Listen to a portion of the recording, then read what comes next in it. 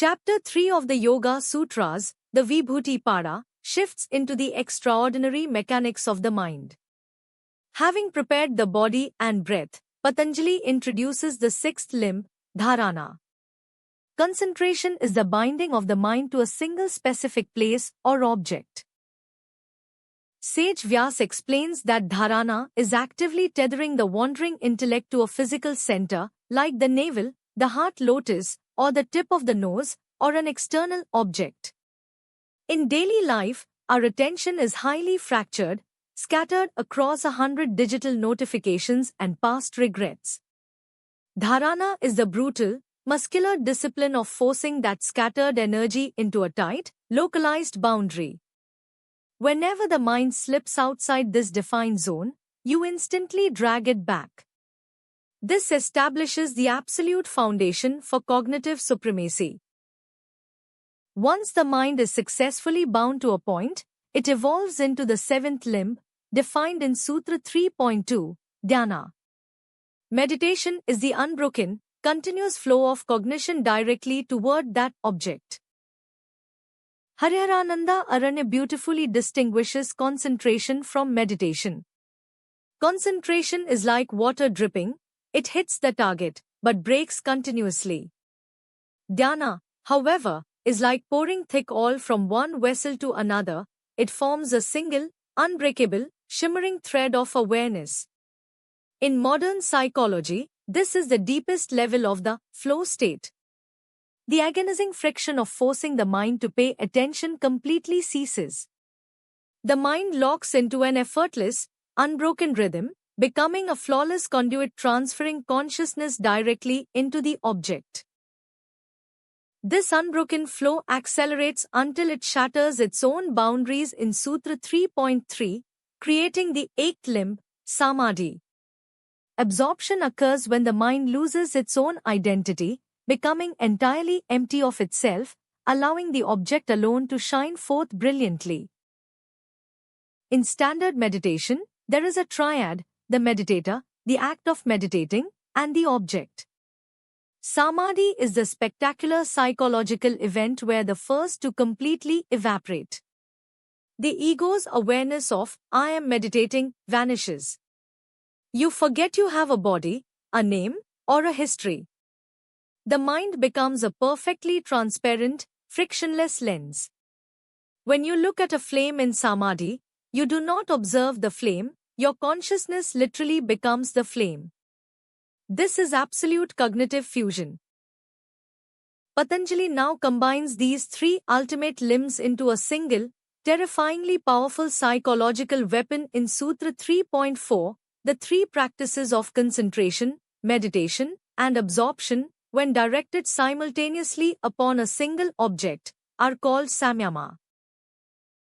Samyama is not a new technique, but the instantaneous, unified deployment of the final three limbs. Vyas describes this as the ultimate cognitive laser.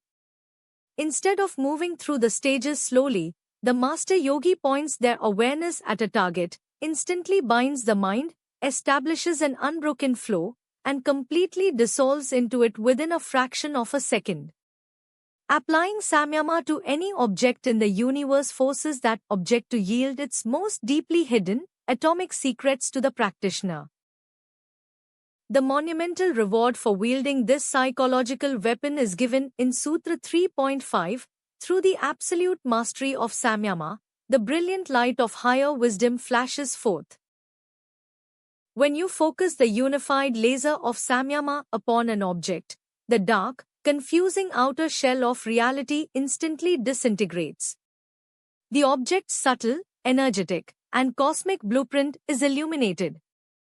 In daily life, this represents the transition from intellectual guessing to flawless, infallible intuition. You no longer need to analyze or study a complex situation. By simply directing the quiet, frictionless mind toward a problem, the absolute truth of the matter reveals itself in a sudden, blinding flash of complete comprehension. Patanjali provides a strict operational warning in Sutra 3.6. Its application must be accomplished in progressive stages.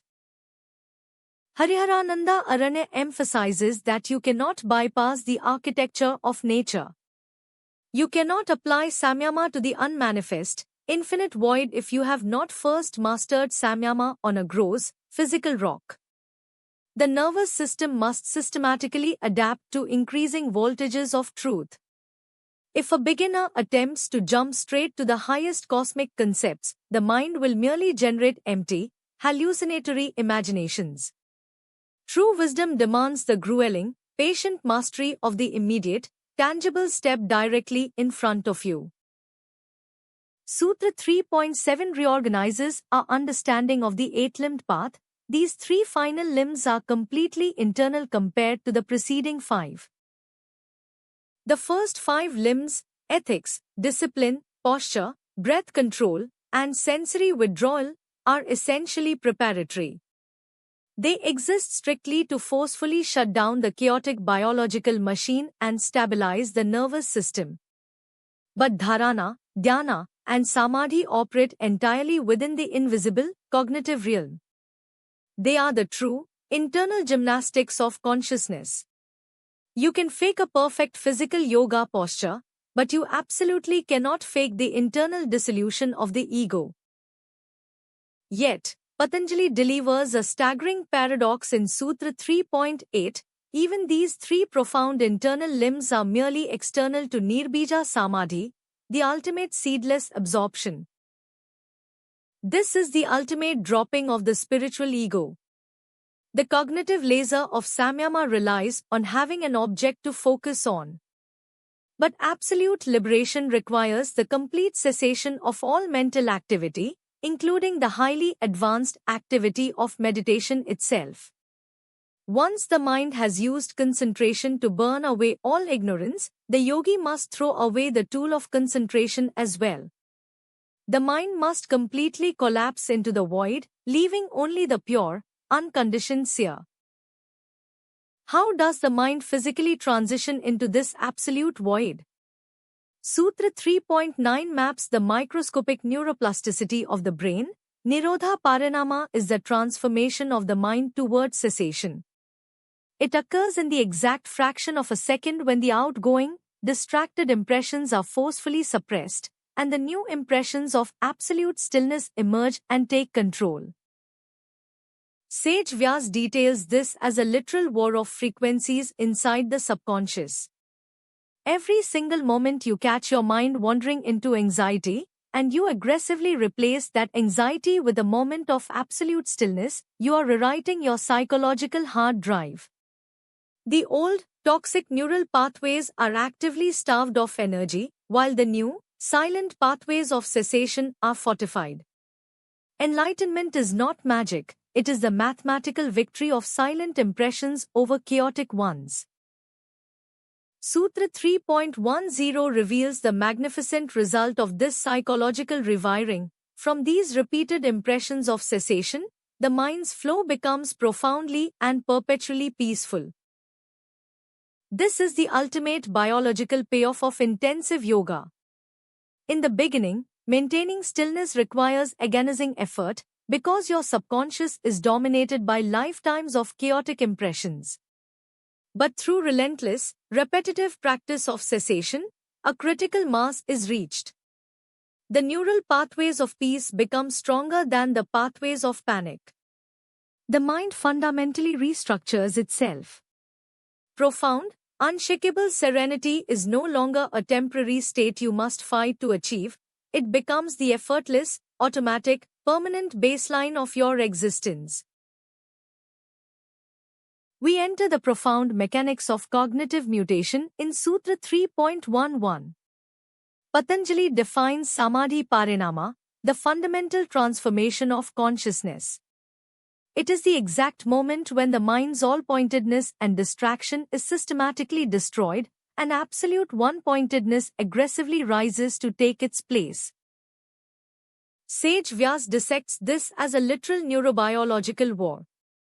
In daily life, our default state is sarvarthata, the mind wildly bouncing between 100 different stimuli, emails, and anxieties. When you meditate, you are witnessing the death of this multitasking chaos. As the chaotic frequencies diminish, a singular, massive frequency of laser focus, ekagrata, takes over the bandwidth. This transformation is the core mechanism of all human genius and deep work. Sutra 3.12 pushes this focus to its absolute physical limit, defining ekagrata parinama. This specific transformation occurs when the mental fluctuation that has just subsided and the fluctuation that is currently arising are perfectly, identically the same.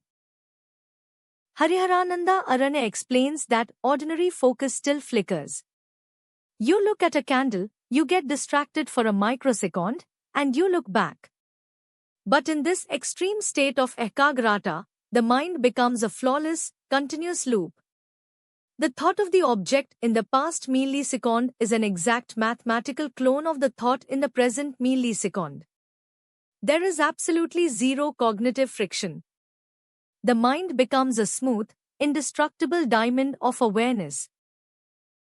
Having explained how the mind transforms, Patanjali bridges the gap between psychology and quantum physics in Sutra 3.13. He states that by understanding these mental shifts, we also understand the three fundamental transformations of all matter and senses: form, time, state, and condition. Everything in the universe is in a state of violent flux. Dharma is the change of form, clay becomes a pot. Lakshana is the change in time, the pot moves from the future to the present to the past. Avastha is the change in condition, the pot slowly ages and turns to dust.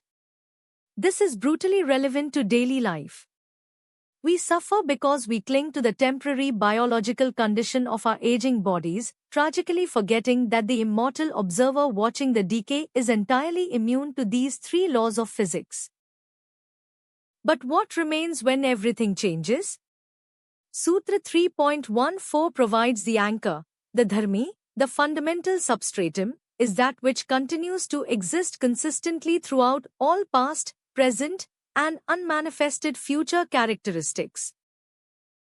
This is the ultimate answer to the crisis of human identity. You are not the angry child you were 20 years ago, nor are you the anxious adult you are today. Those are merely changing dharmas, temporary characteristics painted onto the canvas. The dharmi is the blank, pristine canvas itself.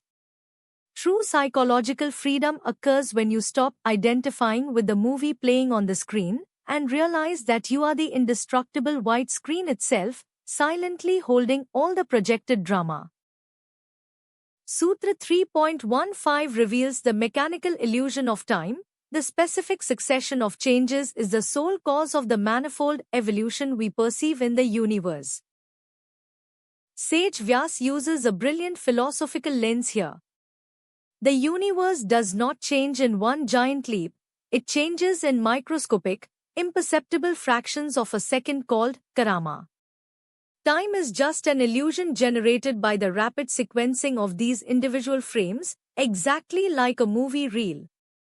The highly trained yogi develops a shutter speed in their brain so incredibly fast that they can literally see the spaces between the frames of reality, thereby escaping the hypnotic illusion of time entirely. Patanjali now begins revealing the miraculous powers of the mind, starting with Sutra 3.16. By applying samyama, the cognitive laser, upon the three transformations of matter, the yogi gains absolute knowledge of the past and the future. This is not a mystical parlor trick, it is hyper-deduction born of absolute stillness. When a master yogi applies samyama to an object, they do not just see its present form. Their frictionless mind instantaneously calculates its avastha, its condition of decay, and its lakshana, its trajectory in time. By completely understanding the atomic structure of a seed in the present millisecond, the yogi can mathematically extrapolate its entire past history as a tree and its exact future destiny in the forest. Sutra 3.17 unlocks the secrets of communication. The sound of a word, its conceptual meaning, and the mental idea it triggers are usually confused together in the human mind. By performing samyama on their distinct separation, the yogi gains the ability to comprehend the language of all living beings. In daily life, communication is severely heavily corrupted. We hear a passive-aggressive tone, filter it through our own insecurities, and react blindly to the acoustic noise. The yogi uses samyama to brutally separate the physical sound wave from the conceptual meaning. By stripping away human linguistics, the yogi tunes directly into the raw, energetic intention behind the sound. This allows them to instantly understand the pure emotional intention of any creature, whether it is a foreign language, a crying child, or the bark of an animal. Sutra 3.18 delves into the deepest vaults of the subconscious.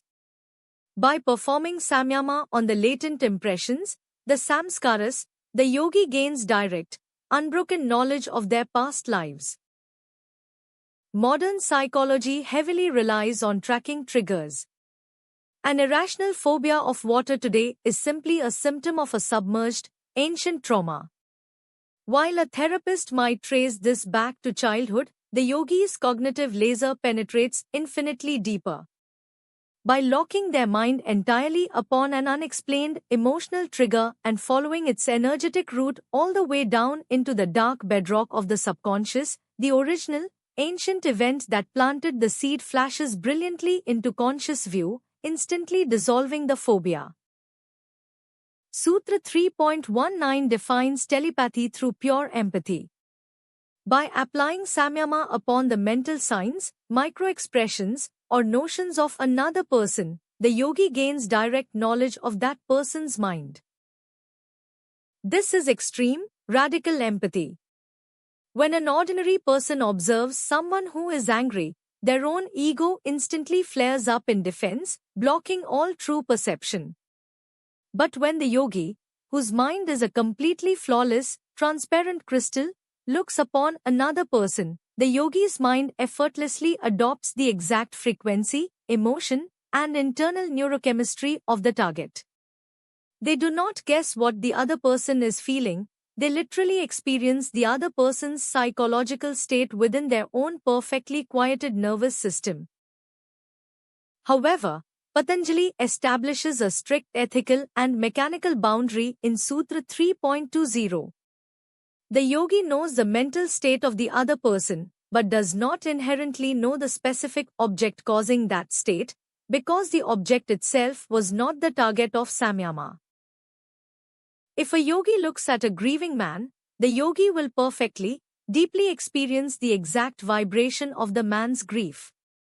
But the yogi will not automatically know whether the grief is caused by a lost job or a lost spouse. To know the specific object, the yogi would have to shift the laser of samyama away from the man's mind and onto the external object itself. This proves that yogic powers are not omniscient magic tricks, they are highly specific, highly localized applications of scientific focus that obey the strict laws of cognitive physics. Patanjali introduces the phenomenon of physical invisibility. By applying samyama upon the form of the physical body, the yogi suspends the body's capacity to be perceived. When the connection between the light of the eye and the physical form is severed, invisibility occurs. Sage Vyas approaches this with absolute scientific precision. We only see objects because light photons bounce off them and enter the eye. The yogi uses the cognitive laser of samyama to block the grihya shakti, the innate property of the body that allows light to reflect. In modern psychological daily life, this is the profound power of ego withdrawal. Most humans desperately crave the spotlight, projecting their ego constantly to be seen and validated. The master yogi can completely withdraw this psychological projection, walking through a crowded room entirely unnoticed, perfectly content in their own silent sovereignty. Sutra 3.22 dives into the mathematics of destiny. Karma operates in two specific ways, sopakarayamam, which is fast-acting and actively bearing fruit, and Nirupakaraimayam, which is dormant and slow-acting. By performing samyama on these, or through omens, the yogi gains absolute knowledge of their exact time of death. Hariharananda Aranya compares karma to a wet cloth versus a dry cloth placed in the sun. The dry cloth burns quickly, the wet cloth takes a long time to dry out and ignite. The mind of the yogi is so utterly still that they can mathematically calculate the exact latency period of every single karmic seed resting in their subconscious. They completely eradicate the universal human terror of the unknown. By seeing the exact trajectory of their own biological machine, they face their inevitable physical expiration not with panic, but with supreme, calculated serenity. Patanjali shifts to emotional mastery in Sutra 3.23. By performing samyama on matri, which is friendliness and compassion, the yogi acquires immense, unshakable moral and emotional strength. In modern society, compassion is often mistaken for biological weakness or passive submission. Vyas absolutely refutes this. To maintain love and friendliness in the face of profound human cruelty requires an almost terrifying level of psychological horsepower. When you apply the cognitive laser of samyama to the feeling of matri, it mutates from a fleeting emotion into a physical force field. The yogi's empathy becomes so incredibly concentrated that it operates as an active biological weapon, effortlessly neutralizing the toxic, hostile frequencies of anyone who enters their immediate radius. Sutra 3.24 explains the acquisition of physical power. By performing samyama on the strength of an elephant, or any other massive force, the yogi directly attains that exact strength. This sutra predates modern neurolinguistic programming and sports psychology by thousands of years. When Olympic athletes vividly visualize performing a heavy lift, their neurological pathways fire exactly as if the physical muscles were moving. The yogi takes this to the ultimate extreme. By fusing their absolutely frictionless consciousness with the pure concept of unstoppable physical force, they download the exact energetic blueprint of that force directly into their cellular memory, temporarily overriding the normal biological limits of the human muscular system. Sutra 3.25 expands human perception beyond physical boundaries. By directing the inner light of higher sensory perception, the yogi obtains knowledge of things that are profoundly subtle, hidden from view, or separated by vast distances. Earlier, Patanjali introduced Jyotishmati, the sorrowless inner light of the mind. Normally, human perception is strictly blocked by walls, distance, and microscopic scales. But the focused mind operates like an X-ray. In a highly relatable daily context, this is the phenomenon of the subconscious mind solving complex problems while you sleep. When the panicked, overanalytical conscious brain shuts down, the deep, luminous, intuitive intelligence of the mind effortlessly bypasses physical obstacles, revealing hidden truths that logical reasoning could never perceive. Patanjali turns his focus to the cosmos in Sutra 3.26. By performing samyama on the sun, the yogi acquires absolute knowledge of the entire solar system and the various cosmic realms. The sun is the absolute macrocosmic center of gravitational and energetic authority. The ancient commentators mapped multiple dimensions of existence branching out from this solar center. From a psychological and practical perspective, the sun represents your ultimate core purpose or highest ideal. When your life is fractured and chaotic, focusing your supreme cognitive laser exclusively upon your central, burning purpose automatically aligns all the smaller, orbiting planets of your daily priorities into a perfect, harmonious, mathematically flawless system. Sutra 3.27 moves to the night sky. By performing samyama on the moon, the yogi acquires profound knowledge of the arrangement of all the stars. In yogic alchemy, the sun represents the blazing soul, while the moon represents Chitta, the reflective, fluctuating mind. The stars represent the infinite, scattered constellation of human thoughts and sensory impressions. By meditating on the moon, by intensely observing the nature of the mind itself, the yogi decodes the exact, predictable arrangement of their own psychological patterns. You stop being a victim to random emotional outbursts because you have mapped the exact constellation and trajectory of your own subconscious neuroses. Sutra 3.28 provides the anchor for this cosmic movement. By performing Samyama on Dhruva, the pole star, the yogi attains knowledge of the exact movement and destiny of all stars. The pole star is the singular point in the night sky that never moves. Everything else violently rotates around it. In the chaos of modern daily life, where careers, relationships, and economies are in a constant, terrifying state of flux, the human mind desperately needs a dhruva. The yogi discovers this unmoving anchor within their own pure awareness. By locking their consciousness onto the immortal, unchanging seer, they can flawlessly observe the terrifying rotation of the external world without ever suffering from motion sickness. Returning from the cosmos to the physical biology, Sutra 3.29 states, by performing Samyama on the navel center, the Nabhi Chakra, the yogi attains complete knowledge of the entire organization of the human body.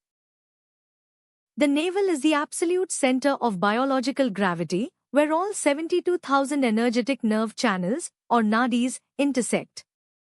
In modern science, this is the enteric nervous system, often called the gut-brain. We constantly suffer because we over-intellectualize our problems, living entirely in our heads. The yogi short-circuits this anxiety by aggressively pulling their awareness down into the gut. By grounding consciousness in the biological center of gravity, you instantly reboot the nervous system, revealing the exact state of physical health and disease within the body. Finally, Sutra 3.30 reveals how to hack biological urges. By performing Samyama on the pit of the throat, Kantha Kope, the yogi completely subdues and ceases the sensations of hunger and thirst. The throat pit is the bioenergetic switch for metabolism and physical consumption. While legendary yogis used this to fast in the Himalayas for months without physical decay, the psychological application is devastatingly relevant today. Human beings suffer from an insatiable, agonizing hunger for external validation and an unquenchable thirst for digital dopamine. By applying the laser of Samyama to the throat center, the seat of absolute, authentic expression, the yogi forcibly closes the valve on these desperate cravings, resting in absolute, self-contained fullness. Sutra 3.31 introduces a profound bioenergetic hack for the nervous system. By performing Samyama on the Koama Nadi, the tortoise nerve, the yogi achieves absolute, unshakable steadiness. Hariharananda Aranya locates this energetic channel just below the pit of the throat. The tortoise is a universal symbol of withdrawing into a shell, immune to external chaos. In daily life, our physical body unconsciously twitches, paces, and tightens in response to mental anxiety. By aggressively anchoring the laser of Samyama upon this specific nerve cluster, the yogi biologically overrides the fight-or-flight response. The body instantly locks into a state of statuesque, petrified stillness, establishing the necessary architectural bedrock to endure massive spiritual voltage. Sutra 3.32 moves awareness to the absolute peak of the human anatomy. By applying Samyama to the Murdha Jyotish, the blazing light at the crown of the head, the yogi gains the vision of the Siddhs, the perfected ones. The crown of the head is the anatomical gateway between the localized human ego and the boundless cosmic intelligence. Sage Vyas explains that the universe is saturated with the consciousness of highly evolved, liberated masters who exist beyond the physical dimension. When a practitioner feels completely isolated, lost, or overwhelmed in their daily struggles, applying the cognitive laser to the crown center acts like raising a cosmic antenna. It allows the yogi to instantly download guidance, wisdom, and profound comfort directly from the frequency of these perfected beings. Sutra 3.33 offers one of the most breathtaking shortcuts in the entire text. Or, through Pratibha, the light of spontaneous intuition, absolutely everything becomes known. Pratibha is literally translated as the light of dawn before the sun actually rises. It is precognitive omniscience. You do not need to mathematically calculate or logically deduce an answer. Sometimes, a yogi simply sits in perfect silence, and a sudden, undeniable lightning flash of truth illuminates the entire landscape of a problem. In modern terms, this is the ultimate eureka moment. When the mind is utterly purified of its toxic, overanalytical static, reality simply reveals its secrets to the practitioner without requiring any specific technique or effort at all. Sutra 3.34 descends from the crown back to the biological center of emotion. By applying samyama upon the heart, the yogi gains complete, penetrating understanding of the mind. Western society falsely believes the mind exists exclusively in the brain. The ancient commentators knew that chitta, the entire apparatus of consciousness, is anchored deep within the energetic heart lotus. If you want to understand why you self-sabotage, why you harbor secret resentments, or why you suffer from imposter syndrome, you cannot figure it out through mere intellectual logic. You must direct the heavy, burning laser of samyama directly into the heart center. This immediately unlocks the subconscious vault, exposing the deepest, darkest, and most hidden motives driving your human behavior. Sutra 3.35 strikes at the ultimate identity crisis of human existence. Worldly experience is caused by the inability to distinguish between the pure intellect, sattva, and the pure soul, purusha. By performing samyama on the soul itself, independent of the intellect, true knowledge of the self is attained. This is the absolute core of yogic philosophy. Even the most highly evolved, compassionate, and brilliant human intellect is still just a biological machine made of matter. The soul, Purusha, is the immortal, silent observer watching the machine operate. Because the intellect is so bright, the soul gets hypnotized, falsely believing, I am the intellect. By brutally forcing the cognitive laser to turn away from the mind and look back at the watcher itself, the hypnotic fusion violently snaps. You realize, once and for all, that you are not your thoughts. Sutra 3.36 reveals the supernatural physiological side effects of this profound realization. From the knowledge of the pure self, there arises spontaneous, higher intuition, as well as divine hearing, touch, sight, taste, and smell. When you finally break the psychological cage of the ego, your sensory bandwidth exponentially widens. Vyas explains that the yogi's nervous system is no longer limited by gross biology. They can hear frequencies, see energetic spectrums, and intuitively feel physical realities that are completely invisible to the ordinary, distracted human brain. In daily life, this manifests as hyper-awareness, an incredibly acute sensitivity to the emotional states, intentions, and hidden realities operating in any room you walk into. But Patanjali issues a terrifying, uncompromising warning in Sutra 3.37. These extraordinary powers are perfections in the outgoing, worldly mind, but they are absolute obstacles to true samadhi. This is the ultimate trap of spiritual materialism. When a practitioner attains profound intuition, immense charisma, or cognitive supremacy, the ego desperately tries to hijack these powers. The yogi can easily become addicted to being a guru, a healer, or a hyper-successful corporate titan.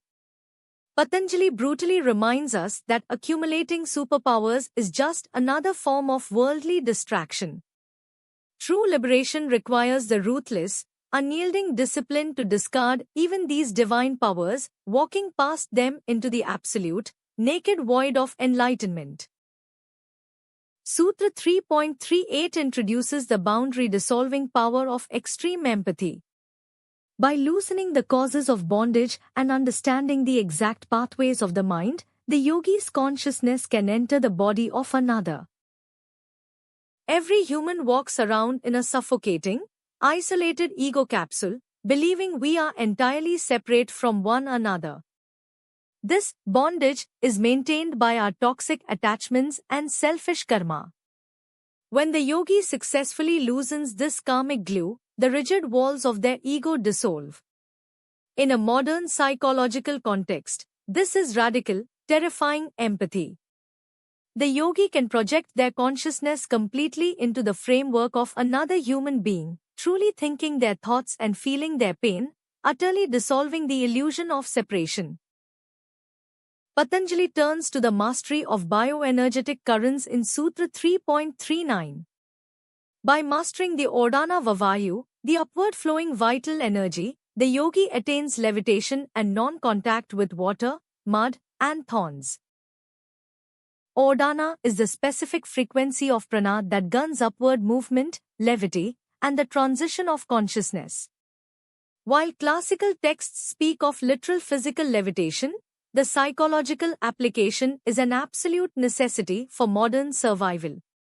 Water, mud, and thorns represent the sticky, toxic, agonizing swamp of daily human drama, office politics, family trauma, and societal despair. By mastering this upward energy, the yogi achieves psychological buoyancy, effortlessly floating above the toxic swamp without ever letting the mud touch their soul. Sutra 3.40 shifts to the fire element.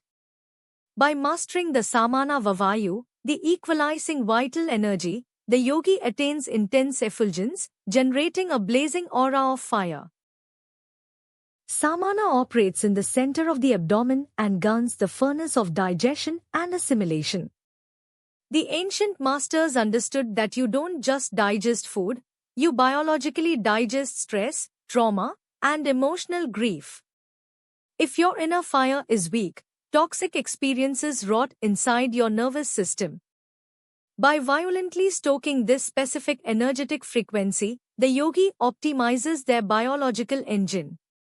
They efficiently incinerate both physical impurities and toxic psychological data, generating a radiant, unapproachable, blazing aura of absolute health and sovereign boundary. Continuing the exploration of yogic powers, Sutra 3.41 reveals the secret to divine hearing. By applying samyama on the relationship between the physical ear and empty space, the yogi acquires the divine ear. Sage Vyas points out that space itself is the fundamental medium of sound. Normally, the biological ear is severely limited by distance and frequency. By dissolving the cognitive boundary between the ear and the spatial void, the yogi's auditory bandwidth expands infinitely. In modern daily life, this translates to the profound psychological skill of deep listening. We usually only hear the loud, toxic noise of the human ego. By applying extreme, silent focus to the empty space in a conversation, you instantly tune into the unspoken, subtle frequencies of intention and truth that words desperately try to hide. Sutra 3.42 introduces the mechanics of levitation. By performing samyama on the relationship between the body and space, and completely absorbing the mind into the lightness of cotton, the yogi attains the power to move through space. Hariharananda Aranya explains this as a radical override of biological gravity. But the profound psychological application is even more relevant to us. Gravity represents the crushing, depressive weight of our past traumas, anxieties, and rigid identities. We walk through life dragging these massive psychological chains.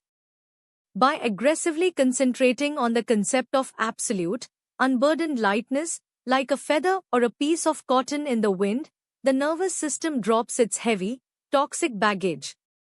You become psychologically buoyant, effortlessly floating above the dark swarms of daily human drama. Sutra 3.43 pushes the consciousness entirely outside the biological boundary. By applying samyama to the mental waves operating completely outside the physical body, the yogi achieves the state of Maha Sixdeha, the great disembodied state. This completely destroys the heavy veil covering the inner light.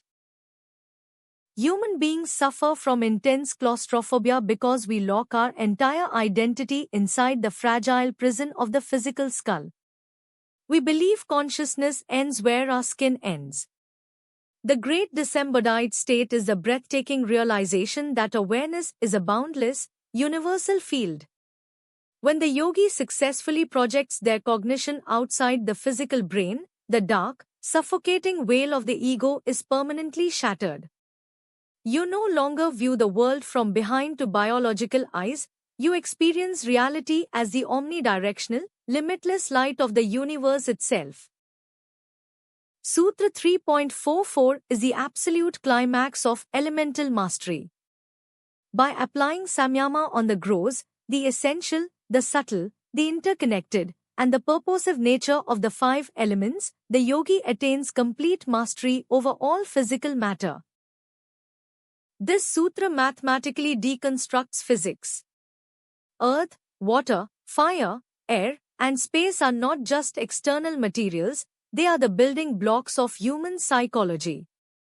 Lethargy is excess earth, ragging anger is uncontrolled fire, overwhelming grief is drowning in water. By systematically penetrating these elements from their gross physical form all the way down to their quantum, subtle purpose, the yogi bends them to their will. You gain the terrifying psychological power to instantly extinguish the internal fires of anxiety and stabilize the muddy swarms of depression, reigning as the absolute sovereign of your own biological climate. The result of this elemental supremacy is detailed in Sutra 3.45. From this mastery comes the attainment of the 8 extraordinary perfections, such as ahnima or miniaturization. Furthermore, the body attains profound excellence, and its functions become absolutely indestructible. The classical 8 siddhis include becoming infinitely small, infinitely large, impossibly heavy, or lighter than air. But the most crucial psychological payoff is tadharmanabhighatash, immunity to disruption. The yogi's nervous system becomes an indestructible diamond. In daily life, this means absolute, unshakable resilience. The harsh criticisms of a toxic boss, the chaotic fluctuations of the global economy, and the inevitability of biological aging simply bounce off the yogi's mind. The external world loses its power to inflict damage upon the sovereign, optimized fortress of the yogi's consciousness. What exactly is this bodily excellence? Sutra 3.46 explains, perfection of the body consists of striking beauty, radiant grace, immense strength, and adamantine hardness. This sutra completely refutes the idea that spiritual liberation requires a weak, decaying, or neglected physical body. Vyas clarifies that this is not vain, narcissistic obsession with physical aesthetics. It is ultimate biological optimization. The human nervous system must be mutated into a high-voltage conduit. If the body is weak, lethargic, or diseased, it will literally fry under the massive, terrifying, energetic currents of samadhi. The yogi crafts a body of vajra, or adamantine diamond, specifically so it can safely house the blinding, infinite radiation of the awakened soul without burning out. Having mastered the physical elements, Patanjali moves inward to master the sensory organs in Sutra 3.47. By applying samyama on the process of perception, the true nature of the senses, egoism, and their underlying purpose, the yogi achieves total mastery over the senses.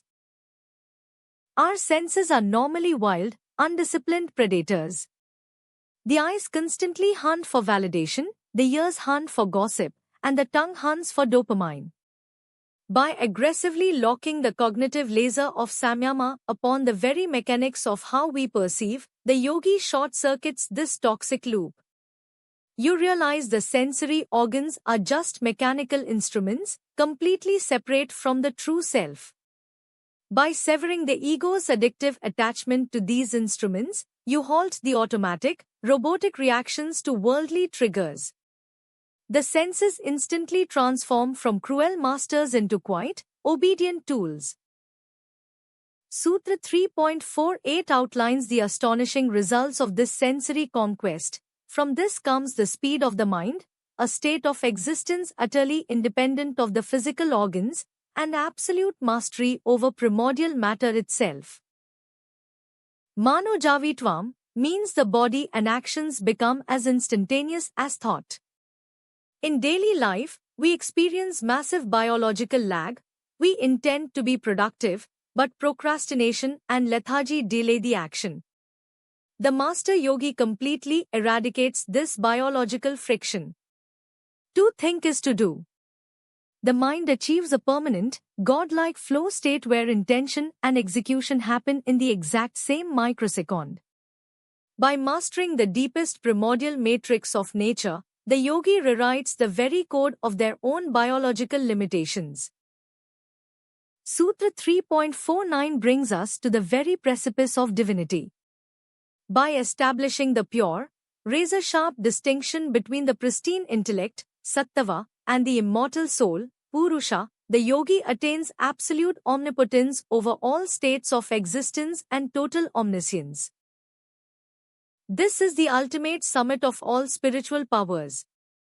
The highest, purest form of human intelligence is sattva. But even sattva is a temporary, biological machine. When the yogi successfully severs the final hypnotic link between the silent observer and this brilliant machine, the entire universe yields to them. Because they no longer misidentify with the material world, they become the undisputed sovereign of it. They hold the keys to all knowledge and all cosmic power, standing as a virtual god within the matrix of reality. But Patanjali delivers his most devastating and brilliant twist in Sutra 3.50, by demonstrating absolute non-attachment even to this omnipotence and omniscience, the very seed of bondage is destroyed, leading directly to Kaivalya, absolute liberation. This is the greatest test of the human soul. After lifetimes of agonizing effort, the yogi is handed the crown of the universe. But omnipotence is the final, most seductive trap of the spiritual ego. If you claim the power, you remain trapped in the illusion of existence. To achieve final freedom, the yogi must look at absolute cosmic supremacy and throw it away like a piece of garbage. By rejecting even the highest possible worldly reward, the final microscopic seed of the ego is incinerated, launching the consciousness out of the universe entirely. Sutra 3.51 expands on this danger. When invited by celestial beings or high-ranking entities, the yogi must entirely avoid attachment and pride, for there is always the danger of falling back into ignorance and misery. In modern terms, this is the trap of status and extreme success. As you purify your mind and become powerful, society will offer you immense wealth, massive followings, and guru status. The celestial beings are the seductive rewards of a highly optimized life. If you feel even a flicker of pride, or if you attach your identity to the applause of others, the fragile crystal of your mind instantly shatters. You fall violently back into the toxic, agonizing swamp of the ego, losing decades of spiritual progress in a single moment of vanity.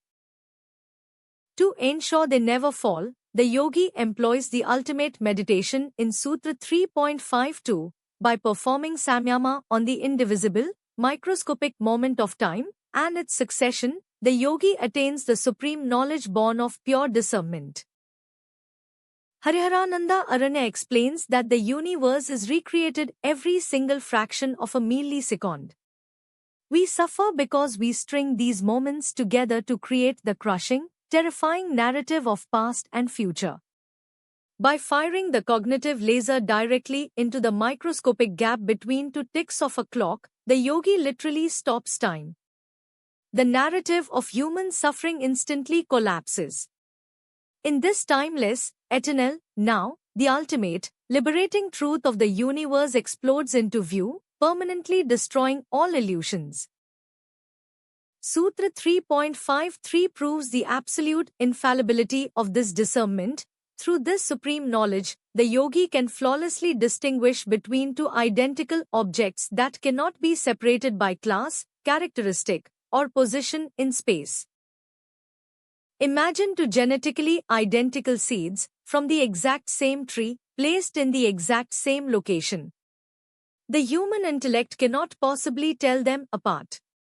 But the yogi's mind operates beyond physical geometry.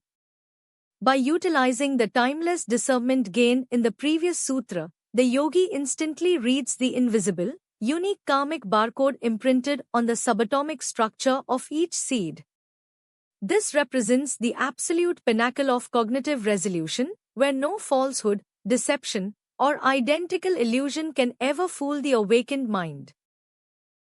Sutra 3.54 defines the nature of this ultimate, saving knowledge. This supreme discernment is called Taraka, the deliverer. It comprehends all objects simultaneously, across all conditions and dimensions, entirely bypassing the linear sequence of time. Human knowledge is severely limited. We must read a book page by page, linearly learning one fact at a time. Taraka is the ultimate cosmic download. It is omnidirectional and instantaneous. The yogi does not need to analyze the universe piece by piece. In a single, explosive fraction of a microsecond, the totality of all cosmic truths, across all timelines, is instantly illuminated within the pristine crystal of the mind. This is the final, saving flash of lightning that permanently delivers the soul from the nightmare of existence. We arrive at the breathtaking conclusion of the Vibhuti Pada in Sutra 3.55.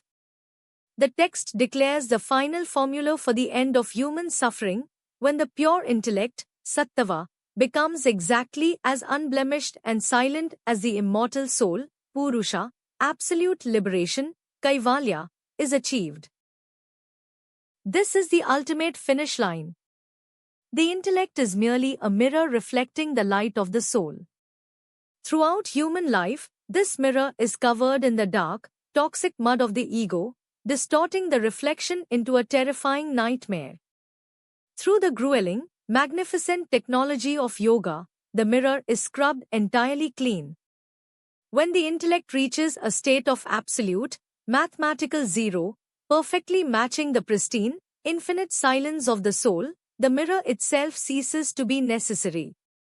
It shatters into the void.